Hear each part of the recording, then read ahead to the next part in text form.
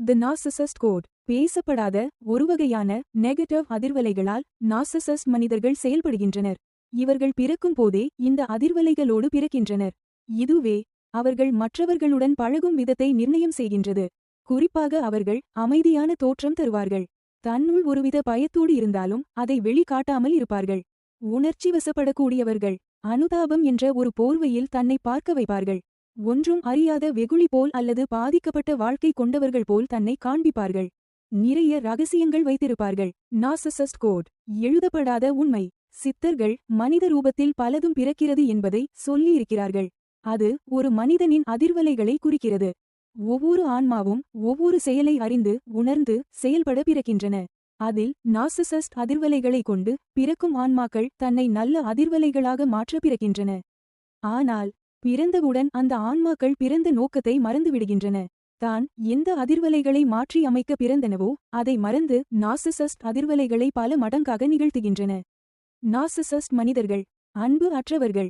அதனால் நிச்சயமாக இதை கற்றுக்கொள்ள அன்பு நிறைந்த உள்ளம் கொண்டவர்கள் வாழ்க்கையில் இணைவார்கள். இது பிறக்கும் முன்பே ஒரு ஒப்பந்தம் போல் செயல்படும். இதை ஒரு மேட்ரிக்ஸ் என்று சொல்லுவார்கள். ஒவ்வொரு ஆன்மாவும் தன்னை மேம்படுத்த தன்னைவிட சிறந்த ஆன்மாக்களுடன் இணையும். அந்த சிறந்த ஆன்மாக்களும் அந்த ஒப்பந்தத்தில் இணையும். இதன் காரணம் என்னவென்றால் அந்த சிறந்த ஆன்மாக்கள் உலக பற்றுதலிலிருந்து விடுபட இந்த ஒப்பந்தம் அந்த ஆன்மாக்களுக்கு தேவைப்படுகிறது.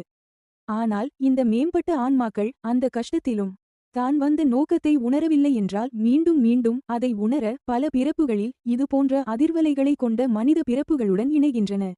மேம்பட்ட ஆன்மாவாக இருந்தாலும் அந்த ஆன்மாக்களும் பூமியில் பிறந்தவுடன் தான் வந்த நோக்கத்தையும் அவர்கள் ஒரு ஒப்பந்தத்தில் இணைந்துள்ளார் என்ற நினைவு இல்லாததால் புவி வாழ்வில் பல கஷ்டங்களை அனுபவிப்பார்கள்.